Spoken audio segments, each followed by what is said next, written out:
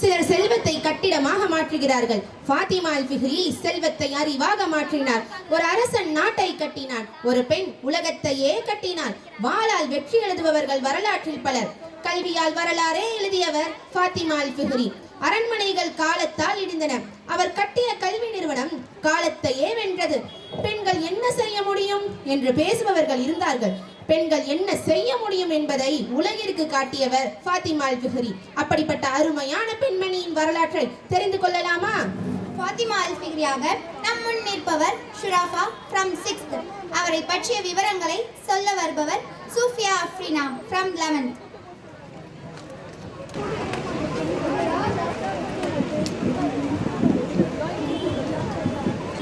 அஸ்ஸலாமு அலைக்கும் வரஹ்மத்துல்லாஹி வபரகாத்துஹு.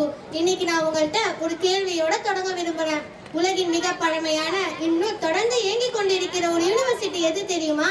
நிறைய பேருக்கு பதில் தெரியாம இருக்கலாம். ஆனா அந்த யூனிவர்சிட்டியை உருவாக்குனது யாருன்னு தெரிஞ்சா நீங்க ரொம்ப ஆச்சரியப்படுவீங்க. அதை உருவாக்குனது ஒரு பெண். அவங்க தான் ஃபாத்திமா அல் ஃபிஹ்ரி.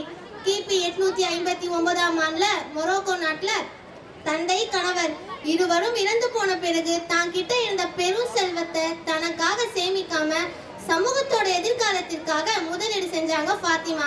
அந்த முதலீட்டால அல் கராவியின் மசூதி கல்வி நிலையம் வளர்ந்துச்சு சொல்லலாம். உலகத்தோட ஃபர்ஸ்ட் யூனிவர்சிட்டியா மாறுச்சு. ஆரம்பத்துல குரான், ஃபிக்ஹ், இஸ்லாமிய சட்ட படிப்புகள் மட்டுமே வழங்கப்பட்டுச்சு. அதுக்கப்புறம் போக போக maths, medicine, astronomy, geology, philosophy, science, language போன்ற நிறைய துறைகள் கற்பிக்கப்பட்டுச்சு.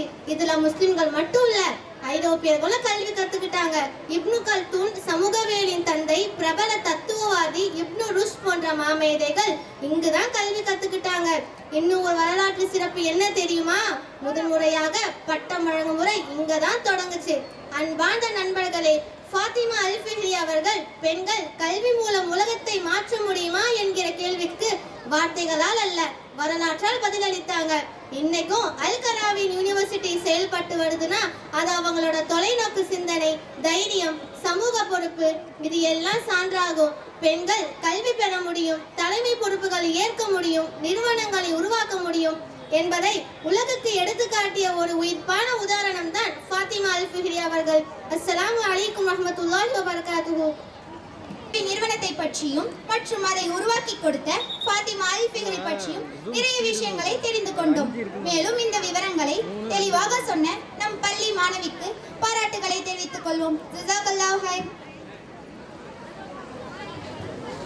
உங்களுக்கு பியூட்டி சேஃப்டியா சொல்ற மாதிரி நிறைய ப்ரோக்ராம்ஸ் இருக்கு. Don't miss. எங்கேயும் போயிடாதீங்க, அப்படியே உட்காருங்க.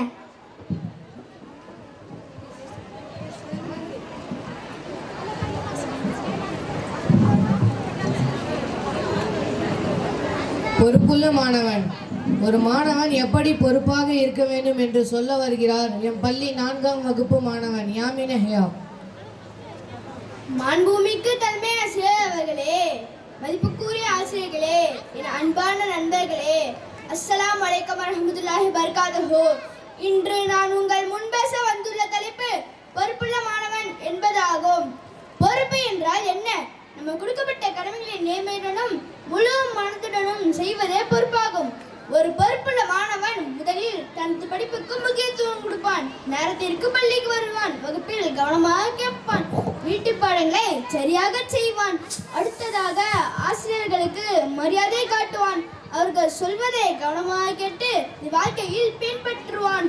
ஒரு நல்ல மாணவன் பெற்றோருக்கும் பொறுப்பட்டு நிற்பான், வீட்டில் உதவி செய்வான், பெற்றோரின் உழைப்பை புரிந்து அவர்கள் கடமை நினைவாக்க முயல்வான்.